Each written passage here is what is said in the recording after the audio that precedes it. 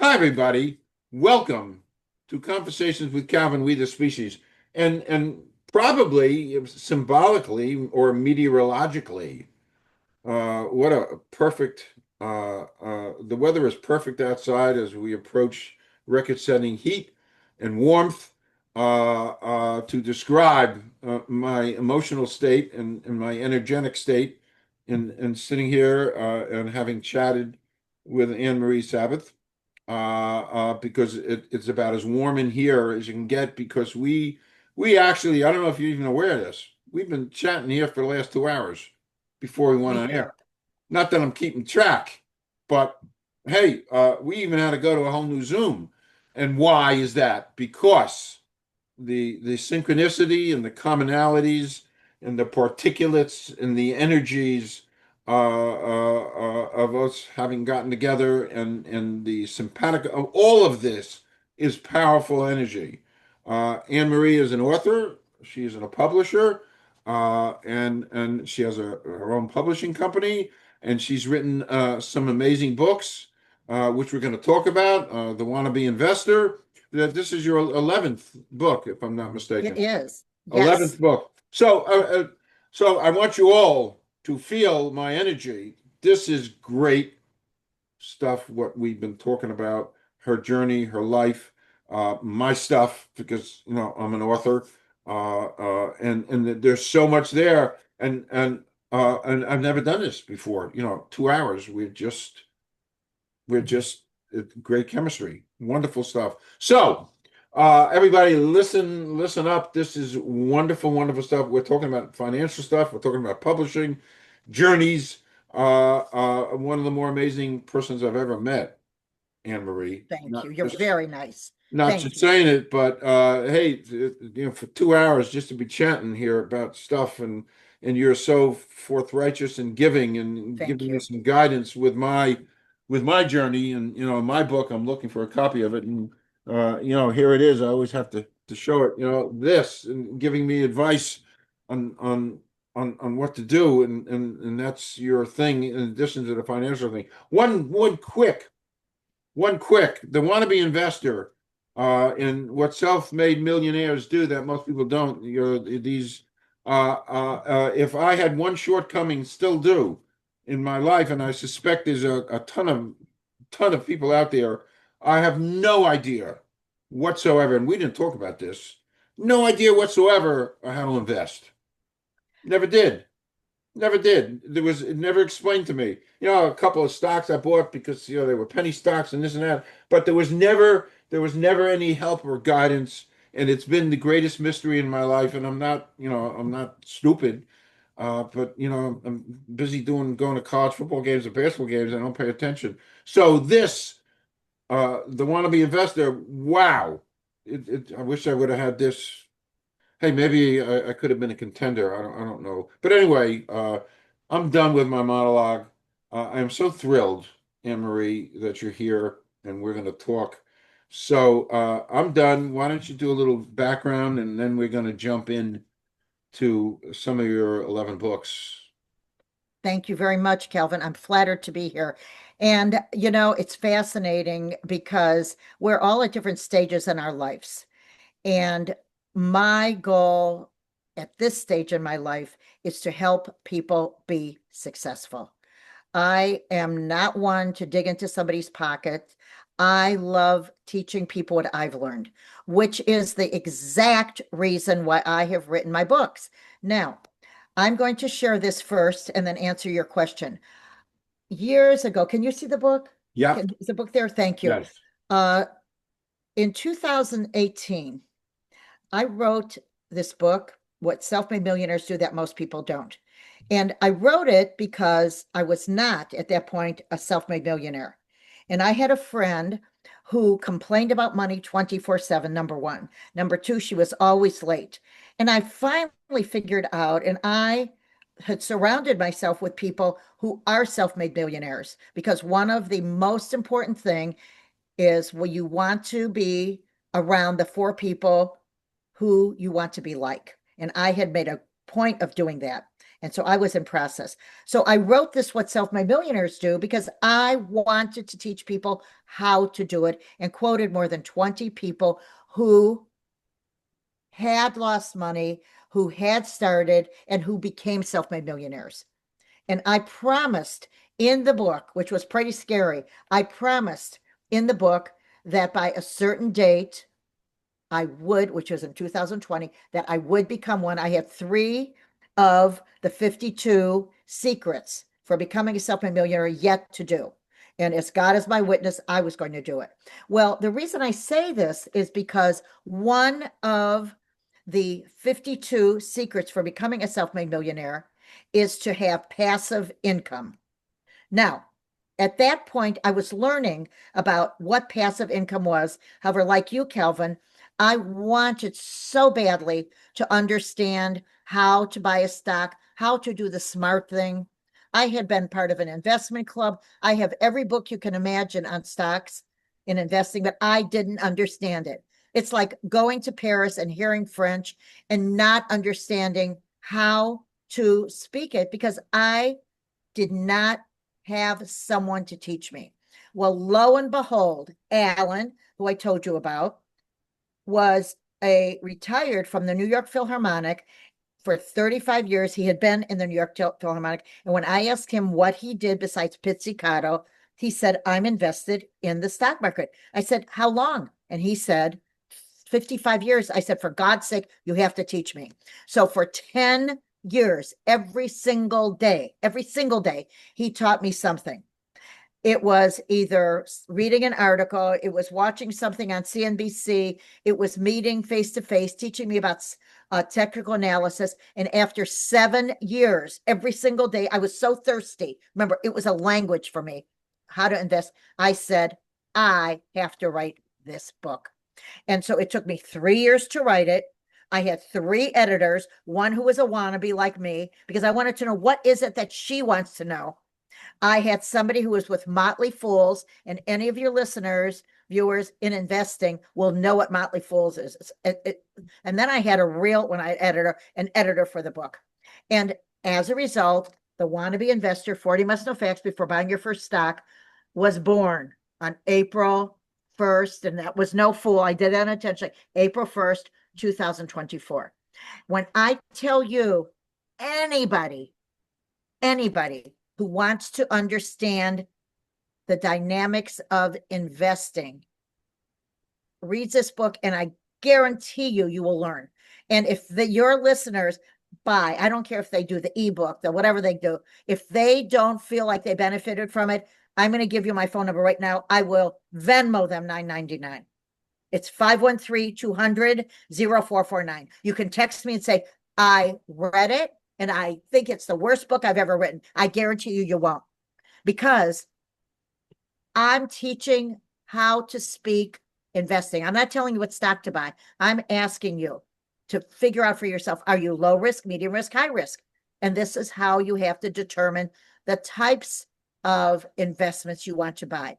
There are 6 ways why people don't invest. And I had every one of them, except I didn't have student debt. All right. I don't know how to open a brokerage account. I didn't. And I have a whole chapter on that. I think being in the market is a form of gambling. Well, it is if you don't decide. You look at something and then you have to, like a friend, you choose a friend not by the way the person looks. You choose a person based on the individual's qualities. And so you look at a stock based on what is the stock? Is it a minimum of 10 years old? You have to buy a stock, in my opinion, that's a minimum of 10 years old. If you buy a new stock, an IPO, a stock that just went public, that means you're going to help it to grow. When you buy a stock that's a minimum of 10 years old, in addition to doing the analysis, and it's not hard, I can do it, you can do it, then you buy something you understand. I bought Apple because I had every Apple item in the world, from the AirPods to the phone to the iPad, blah, blah, blah. You have to recognize, you have to buy a stock if you're going to, that is cash, has a cash business, meaning do they really even need a bank? Like NVIDIA, like Apple, like Microsoft, they don't need your money or mine. They are, of course, they borrow because that's a smart way to do. However, they are strong. You have to invest in a stock where you believe in management. You believe in them. Let me tell you, I believe in Jensen Huang, who is the founder of NVIDIA. I know he walks on water. And even though I owned a lot of NVIDIA, when that book came out, the NVIDIA way, I listened to it and I thought, I want to make sure I'm doing the right thing. And you know what? I bought more because I believe in him 1000% because he's there every day. So my point is, it's a matter of recognizing how do you buy a stock? What are commonly made faux pas? You're never too young. You're never too old to invest in the market. I'll say one more thing and then stop talking.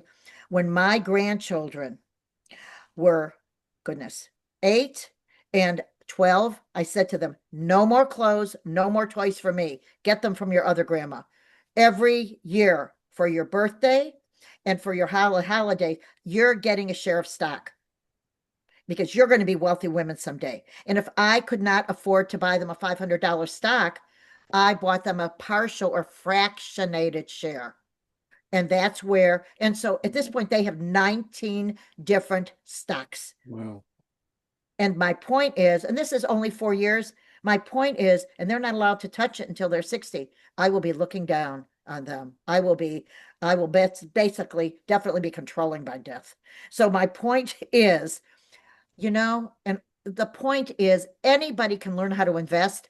You have to learn from somebody who's not digging into your pockets. Learn from someone who really wants you to know how to do it. And step number 1 is you darn well better have contributed in full to your 401k. If you could afford to buy lunch, if you could afford to go out to dinner, if you can afford to go to Nordstrom's, Bergdorf's, or TJ Maxx to buy an outfit, stop doing that. I go shopping every day living in New York. I go shopping in my closet. And that's what I want your listeners, your viewers to do. Wow. Well, I'm taking notes. I don't know if you see me writing. Thank you. I'm very, I don't know how many interviewers actually take notes during an interview, but some of these stuff is precious. I go shopping in my closet. Brilliant. Thank you. Well, this is the case. You know what? Most people buy what they already have. And I don't buy jewelry. I used to buy jewelry. I say to myself, I will buy a piece of jewelry after I've worn every single piece of jewelry that I own. And guess what? It'll be a long time before I ever buy. The most important thing is cherish what you have. Cherish it. And so the most important thing is recognize this is what life is about. You know what? I have to tell your listeners, your viewers, being a self-made millionaire, to become one, is not about the money. It's about the habits. And here's how I can guarantee you, I did everything wrong for so many years and many things right. However, you can tell in your life who's going to become a self-made millionaire by this. When you meet with someone, are they notoriously early or on time? That means they have the potential of being a self-made millionaire. If people are notoriously late, guess what? They will always be a day late and a dollar short, and they will never become self-made millionaires. And I was late for 35 years, so I know. And then I finally realized what to do. Even though everybody in my family was always early, I said to myself, Anne Marie, you will write down the time you have to leave. You will not write down the time you have to be somewhere. That is a secret for always being early. And if people in my life are late more than 3 times, I dismiss them from my life. I surround myself with people who I want to be like and who want to learn how to be successful. Wow. Well, it suddenly got very hot under my collar. You were talking about lateness because I've been to a geneticist and they analyzed my chromosomes and my telomeres, the tip of the chromosomes, to see why I'm always late. I've had some severe issues, which I've been conquering in more modern days, but I've been late my entire life for just about everything. So do you now write down the time you have to leave or the time you have to be somewhere? I'm better. I'm better Good. than I Better is ever good. was. Better is good. However, guess Better what? is better is Write down good. the time you have to leave. And that's all you do. I write it down. So and here's the case. You always want to be kept waiting rather than keeping others waiting. That's the end of the story. I love doing that.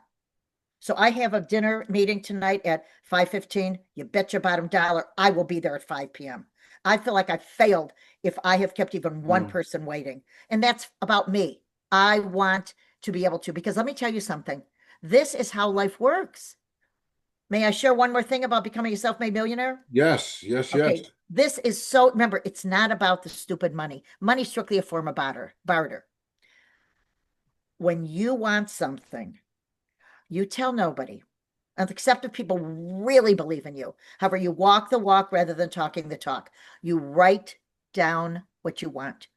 So I will give you, I mean, for years, since I've been in my early 30s, I've written down what I've wanted. I put it under my mattress, in my wallet, in the note section of my phone, or at that point, of my planner before the phones were there, meaning portable. Every single time I have written something down. Sometimes it took a week, sometimes it took 20 years. Every single time I got what I wanted. I mean, everything. And I tell you, to an example, and nobody would have believed it, although you would, Calvin, from our conversation. You know how to make life happen. I wanted to be on the Oprah Winfrey Show when my second book came out, and I'm going to show it to you. It's called, no, that's not it. I'm sorry. It's right. Oh, here it is. Excuse me. There it is. It's called A Business Etiquette 101 Ways to become uh to conduct business with charm and savvy. So when I got that book, when you publish a book, I had a publisher for several years. I put this book, you usually get 5 copies when your book is published. So I got 5 copies. It was sent to my home. I put one of the copies in my dining room hutch next to my silver. When my children came home, they said, "What is a book doing in the dining room in the hutch?" I said, "I'm going to be on the Oprah Winfrey Show." They said, "Mom, you're crazy." I said, "If you ever say that again, you'll be grounded." Well, I told nobody else. 4 years later, I received a phone call from the Oprah Winfrey Show. I had never contacted them, nothing. Wow. Now, how did that happen? Well, I had Oprah's book and my book, literally corners touching each other. I manifested it. Wow. And being on the show was great. They were so terrific. In fact, I'm not bragging. However, I was on 3 times and it sold books like mad. However, the point that I want to tell your listeners, your viewers, is listen to me. You can have anything you want as long as it's for the good of all. My goal was to help help the publisher sell books. Now, I didn't make my first million on this book. However, I did make my first million by marching around the country, the world, doing training. So I say to you, you can have anything you want when you believe it, it's for the good of all. I want people to recognize that. And I'm going to tell you, it can take 10 years. I had a note in my wallet from 2014, a wallet I no longer use, that's in a drawer. I happened to open that wallet about a year and a half ago, and I noticed some things. And I thought, oh my gosh, this is a check. It was a check that I had printed off the computer, and I had handwritten the exact amount that I wanted as though I were depositing it. Wow. And I looked at it. I had to put my glasses on. I was like, oh my God, because I wanted that amount. I wanted to be worth my assets to be worth that amount. And you know what? 10 years later, from 2014, they were. And it was like, no, you cannot believe it. I mean, you cannot doubt it for even a second. If you have a dirty doubt, I want you to write down that dirty doubt 50 times. I want you to shred it. Get rid of your dirty doubts. You can have anything you want as long as, again, it's good for other people and it's good for you. And you, in turn, will pay it forward, which is one of the 52 secrets for creating your own success. This has to come from your heart. Now, you may have some listeners or viewers that said, "Oh, I failed. Did a business. I've lost so much money." And I say, pick yourself up, brush yourself off, and get going. Do it again. Because most self-made millionaires fail. And that's the beginning of success. This is what it takes to get the job done. And so, would you agree with that, Calvin? Yeah. Wow. I'm sitting here like I'm amazed at you, and I'm saying I pinch myself underneath your field of vision. I pinch myself. Look who I'm sitting here talking to. You're unbelievable. I mean, it's such simple, wonderful, amazing advice. It's about 8 slaps in the face from Cher. And truly, it's funny. We talked for 2 hours beforehand, but all of a sudden, everything just like coalesced. It's like you are amazing. It's like, Well, I'm not amazing. You know what? yeah, I've been there, I've done that. Listen to me. I know what it takes. I started a business when 33 years ago, maybe 36 now, when I had $250 in my checking account. And people said to me, you cannot start a business because I had an etiquette business. I said, well, you won't be my competition. Thank you. And as God is my witness, when I tell you I worked 80-hour weeks, I worked 80-hour weeks. And every so often I'd get a bonus. Every so often, I will never forget the time I got a piece of business and it was faxed to me. Faxing doesn't even exist anymore. From Taiwan. They wanted to license my business in Taiwan. That's the first time I had a good cry. I didn't have time to cry. For the first 4 years, all I did was one thing: work, work, work, work, work. And you know what? I want your listeners to viewers to know you might believe you're the best. You want to believe you're the best. However, you don't even have to be the best. All you have to do is three things. One, be the most responsive. Two, make sure what you have in your service or product is quality, the highest quality. And three, your price is important. However, your price is so secondary. It's third on the list. Be the most responsive. Tell people what you're going to do and do it before. And this circles back, remember, it's law of circulation, to, yes, I'll see you at 5. Guess what? 4:45, you're there. And it's a habit. You have to do things 21 times to create a new habit. I have so many individuals who I know, I call them my godchildren. They're still reading, and I have it here. I'm not going to jump up and give it to you. A book. Oh, here it is. It's right here. A book that they're reading, and I read it in my 20s. Think and Grow Rich. I know you read it, by Napoleon Hill. And listen to me. Rich is what I'm telling you. It's not just about the money. However, the money is a great form of barter. This is it. You have to make sure you know that. So, what I'm saying to you is this is how life works. This is what it is. And so, I love teaching people what it takes to be successful. Every day, I want you to surround yourself with a role model. I didn't know female role models who had a business. So, I would buy the person's book and I would pretend that I would have a meeting with her or him, my brain trust advisor. I'd read a page in the book before I went to bed. I could hardly keep my eyes open, working 18-hour days. And I thought, you know what? Helen and I, or Georgette Mossbacher and I, are going to spend 10 minutes together. I pretended we were in a meeting. And that's what you do.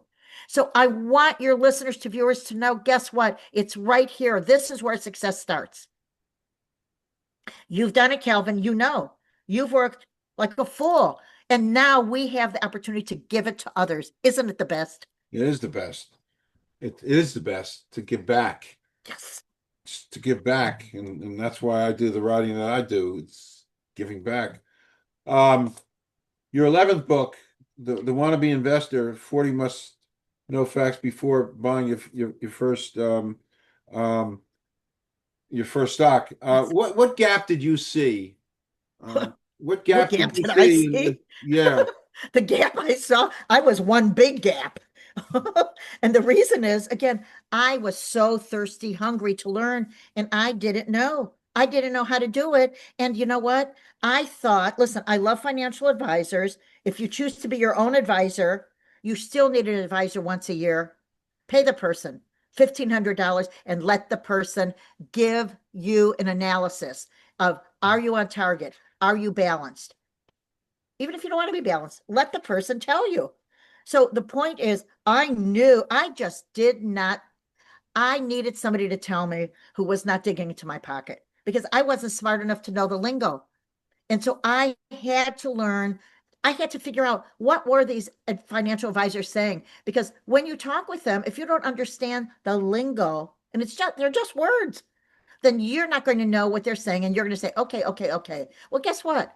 That person may not even have two nickels to rub together. You may have 20 times more than that person. I want your listeners to understand, your viewers to understand, you must fund your 401k 100%. I know I told you this already. And if they have student debt, that is no excuse not to fund, because there is a law that came out 2 or 3 years ago called the Secure, SECURE, Secure 2.0 Act. And what that is, it was passed by legislation. If you have student debt, let's say you pay $50 a month toward your student debt, your company can go ahead and apply for the Secure 2.0 Act. And that means they can actually create a retirement account for you and either match or put whatever percentage they want in based on the amount that you're paying on student debt. So that is no excuse not to invest. How many see? It's really easy to do it. It's so easy. Losers make excuses, winners find solutions. Winners tell people what they can do. Losers use negatives and tell people what they cannot do. And so I hope these little things, they sound like cliches.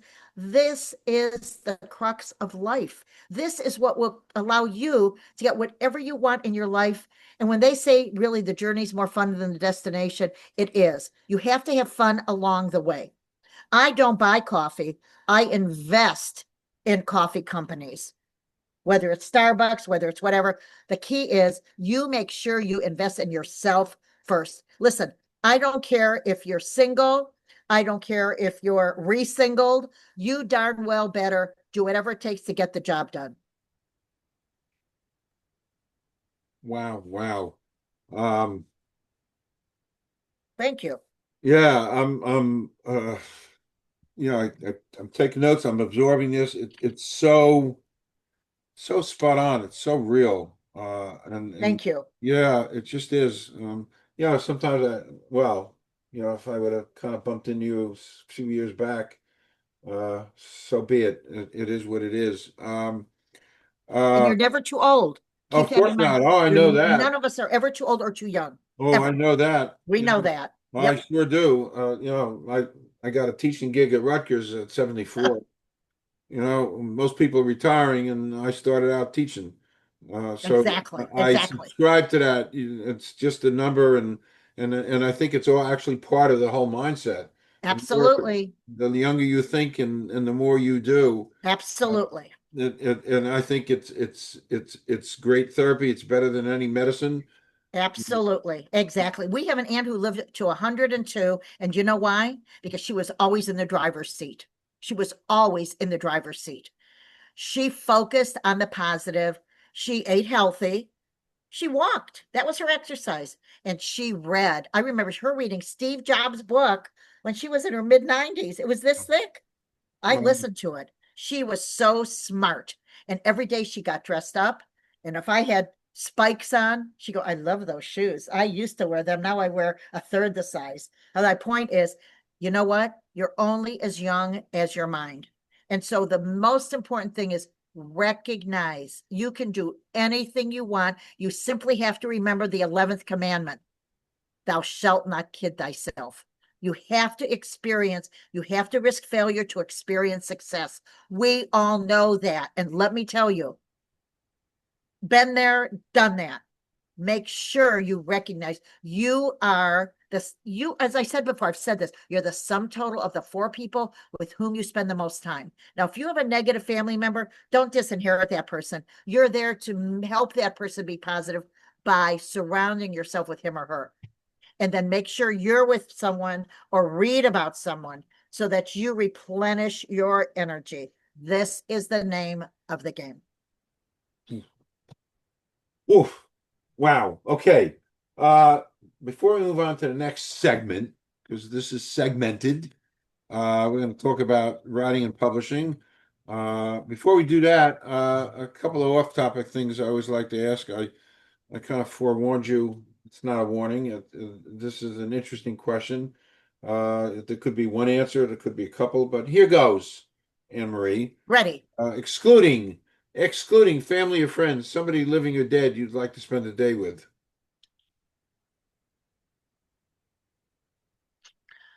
Oh, gosh. I'd probably like to spend the day with somebody who's on the street, who is a homeless person, because I want to know what made that person tick, how that person got there. And what I can do to help people who feel like they have to ask people for something, what I can do to be able to recreate their mindset. I want to be in their shoes one day so that I, in turn, can help other people believe in themselves. That is the case. Great answer. That is really what I want. Great answer. My first 6, 7 months in journalism, I spent 5 days at a homeless encampment. I love that. I love it. I lived here in comfortable middle income Monmouth County, and I wanted to feel and see and understand. So actually, it was snowy and there was snow on the ground, and I went to this homeless encampment called Tent City here in Lakewood, New Jersey, and where 112 people lived in tents and were homeless. Half of them, half of them were the byproduct of the dot-com and all that stuff that went bad. And they had big houses and then they lost everything and they were homeless. And the others were, the victims of society and stuff. And it was humbling and it changed my whole thinking about things. And I've never been quite the same. And then I started learning about hunger, learning about hunger. And my main takeaway about hunger was in 1980 there were 45, count them, 45 food pantries in America, and today there are 45,000. Oh my goodness. So whatever. Anyway, that was a great answer. One more quick off-topic question. I always like to ask you some of your favorite movies. Oh gosh. Uh, well, of course, I'm a romantic. I've always been. I love, probably saw it so many times, uh, When Harry Met Sally. And it's all about communication. The one I love now more than ever is Bad Shabbos. If you haven't seen it, you must see it. Shabbos. It's Okay. hysterical. In fact, I'm going to have a conversation with the two screenwriters tomorrow, and I won't tell you why. I'll tell you off the air. However, it's quite exciting. Sure. Keep your eyes open. It's playing in probably about a dozen cities now. Just came out a few weeks ago. Bad Shabbos, Shabbos. And the reason I love it is it puts individuals, families who are polar opposites together and how they end up coming together. I love people connecting. And sometimes you have to be far away to come together. That's one of my favorites. In fact, we're scheduled to see it again on July 2nd. And I'm sure eventually it will be streamed. So that's what I would say. Okay, great. That's fab. That's perfect. I wrote it down. Thank you. Yep, You'll I love wrote it. it down. Okay. So let's talk about writing and publishing. You've written 11 books. Uh, I'm always curious about this as a writer. How did your writing process evolve from book number one to the latest couple? Well, that's a good question. Number one, everybody has a book inside of them. And give me a second.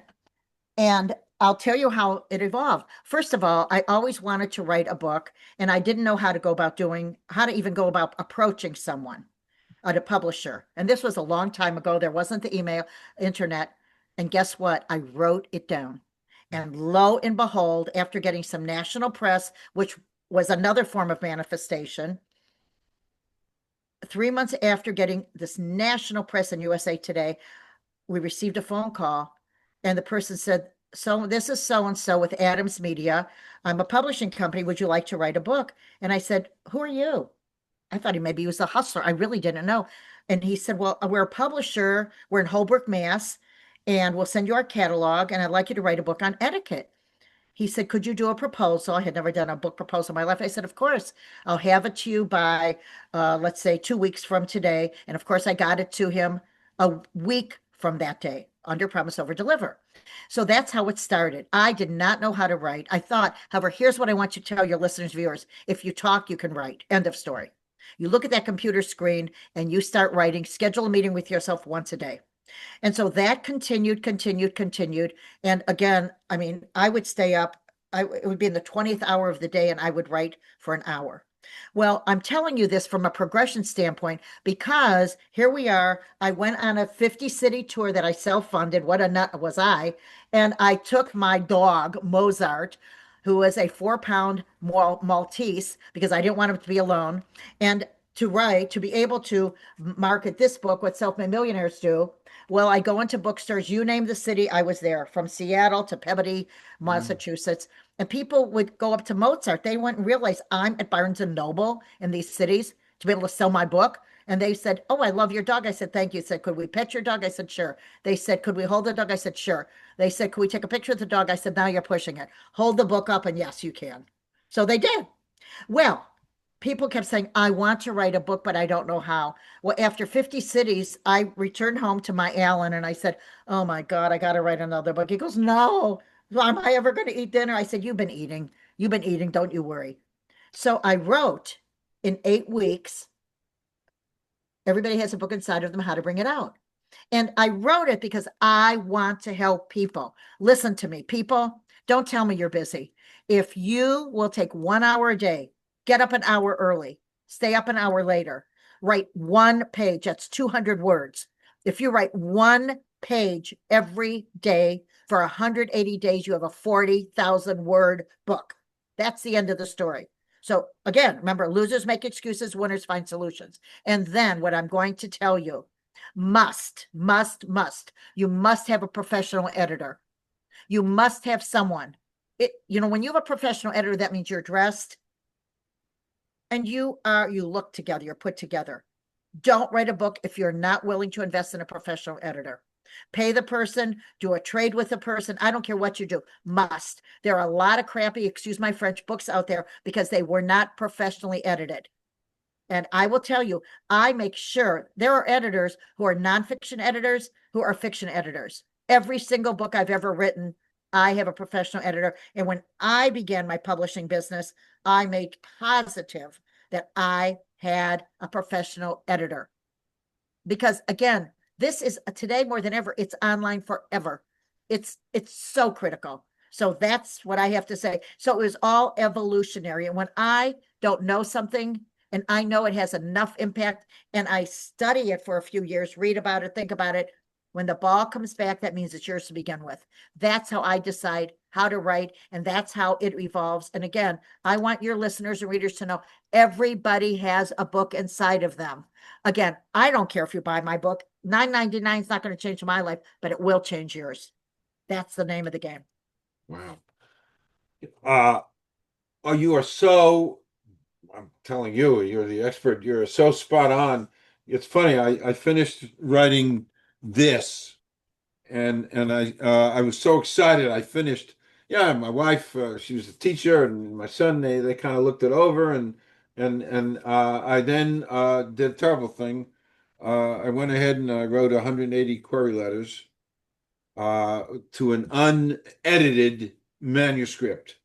180, I was zero for 180. And then the old slap in the face. And then I had this wonderful woman out in California, Karen Richardson. She then took over.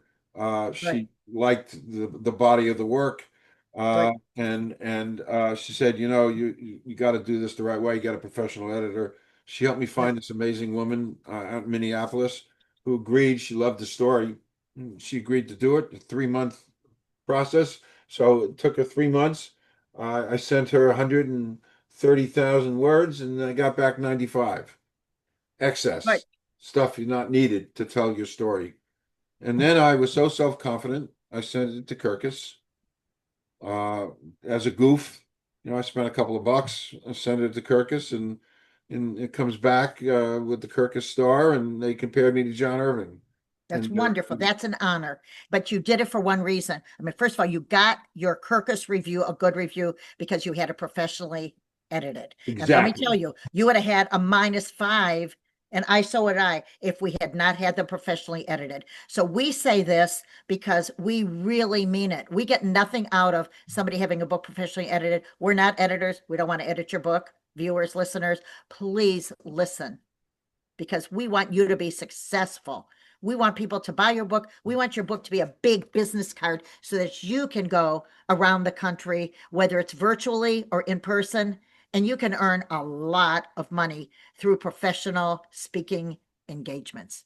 So I'm so glad that you echoed what we said. Absolutely, positively. Exactly. So dramatic in my life, what you said. Yes, So dramatic. But you sometimes, I guess, you have to live it and you have to learn, you know?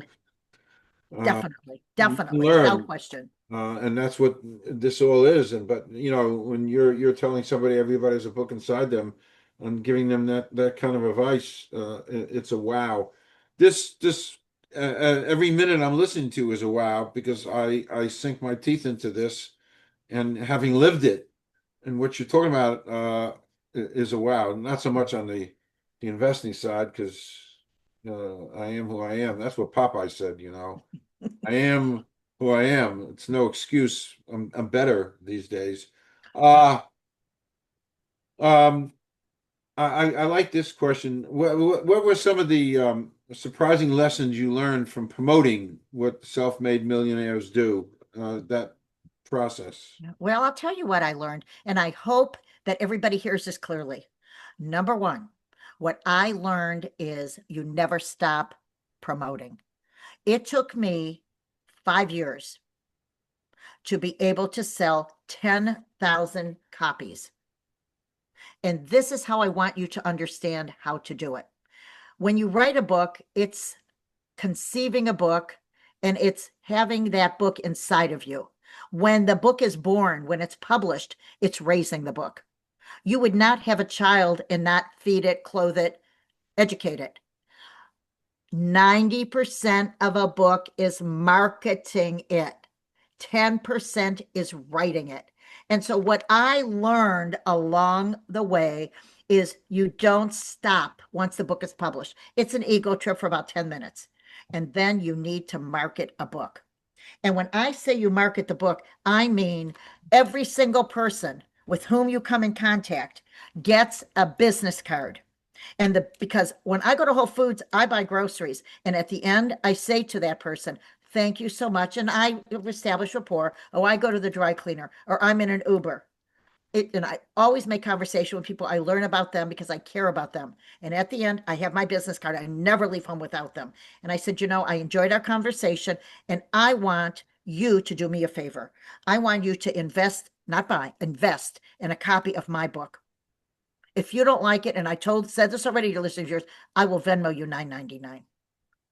And guess what? Does everybody buy? No. 2.5% of people to whom you tell someone something, to whom you give a card, will buy. And so what I learned is you have to be politely relentless. I don't care what you do in your life. Politely relentless. This is not about me. I'm not bragging because again, at my age, I better be. I'm a self-made millionaire. I want to teach you how to be a self-made millionaire. I know how to invest. You need to learn how to invest. And so I'm saying, you, the listener, you, the viewer, this is what I'm talking about. This is where you get to a stage in life to really do it for the sake of it, for the sake of helping people. And it's on Amazon. People can text me questions anytime. There's no seminar I'm going to give you, teach you. I'm here strictly to answer your questions for you.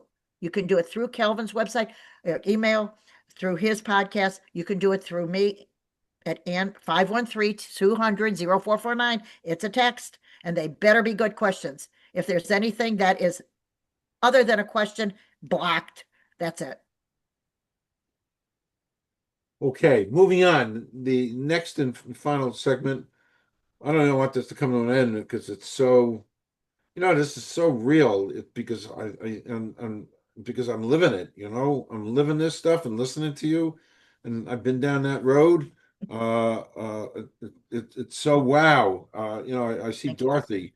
She's over there in Toto. They're over there, that Yellow Brick Road. That's what this has been. This is Thank you. listening to you is a Yellow Brick Road because it's so real. It's so amazing. Okay, so. You started your own publishing called Soncata, Soncata Press, Yes. which publishes books that inspire action. What motivated you to start a boutique publishing house instead of Thank going you. through traditional publishing, which I hate? Well, it is actually, it's a traditional publishing house. I actually pay people royalties, believe it or not. What I did was, after writing 11 books, uh, what happened was my publisher, when I wanted to pitch this book, The Wannabe Investor, I pitched it to him and he said, I like the book. I like what you wrote. However, we don't do well selling investment books. And I said, okay, then I want to hire you. I want you to be my consultant on the side because I want to learn how to create a publishing business. And I had someone else who was actually my Uber driver. And long story short, over a 9-month period, I read his book. We pitched it to agents to pick up. So I said, I'm going to publish it. And it's called Serpent Boy by Suleiman, Suleimane, Suleiman Kamara. So his book and then this book, which is in English and Spanish, Studying the Pink Collar, were the first 3 books in 2024. And I wrote them. If you go to Soncata, Soncata, soncatapress.com, you will see in 2024, you will see what our logo is, why we want writers to become authors. We have received, as I told Calvin before we went on there, more than 45 submissions during the past year. Every single person hears from me within 24 hours from the time they send a submission. Wow. And I just got one yesterday. Thank the person, let the person know he would hear from me by August 1st.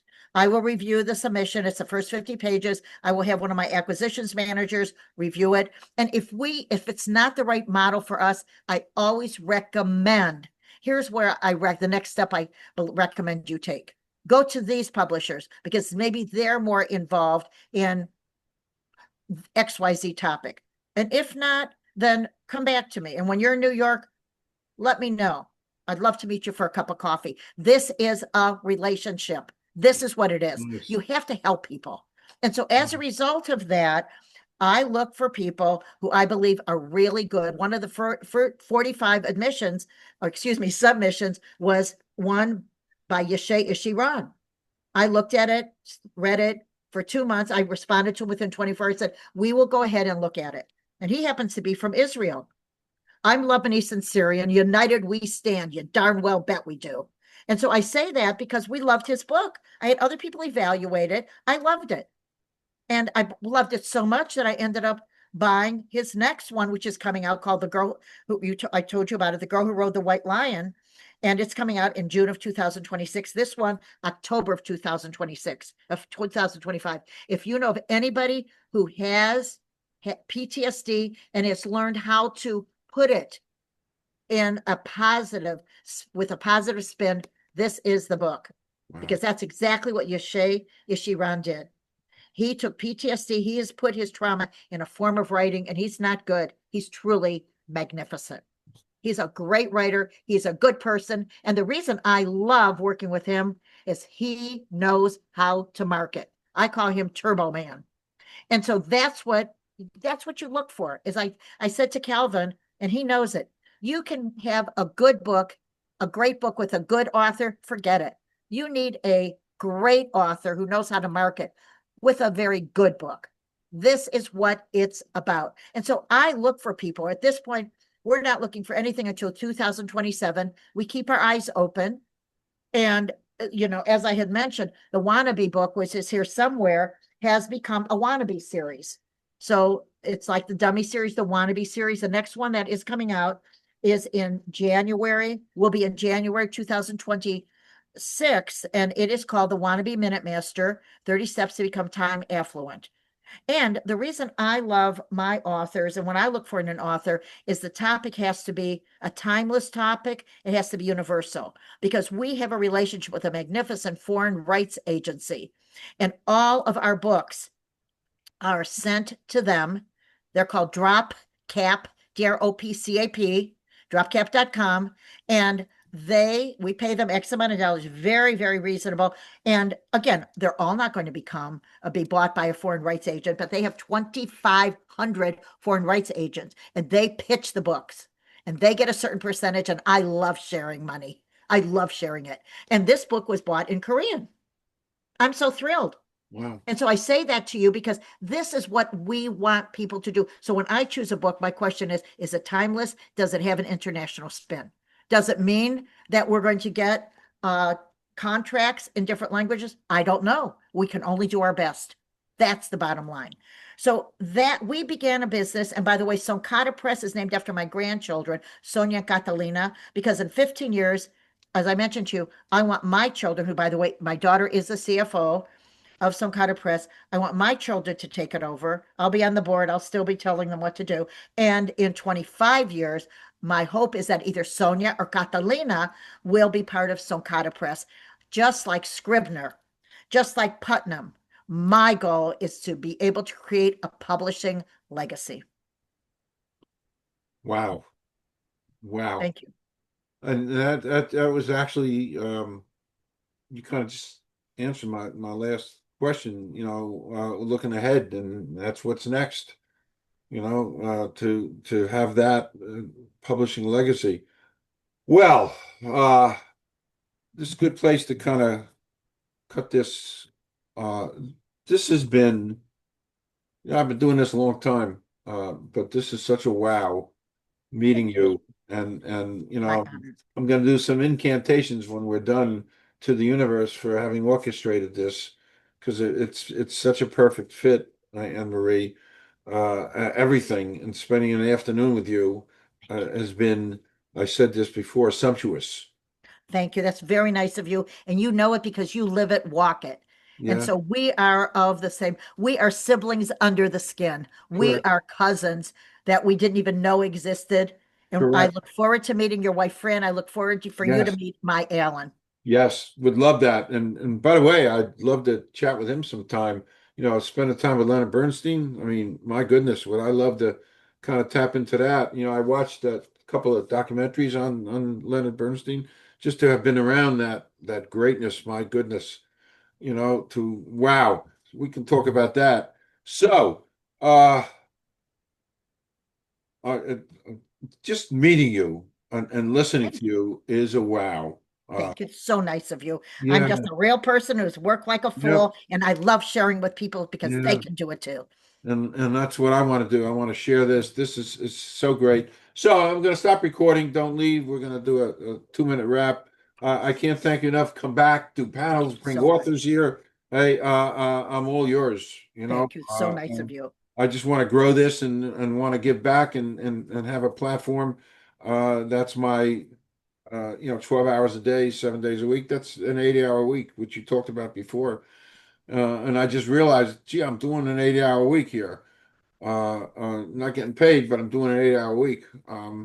Understanding, my Alan is Fran, and That's right. yeah, understanding that. So thank you so much. My pleasure. Okay, Thank don't you. leave, don't leave.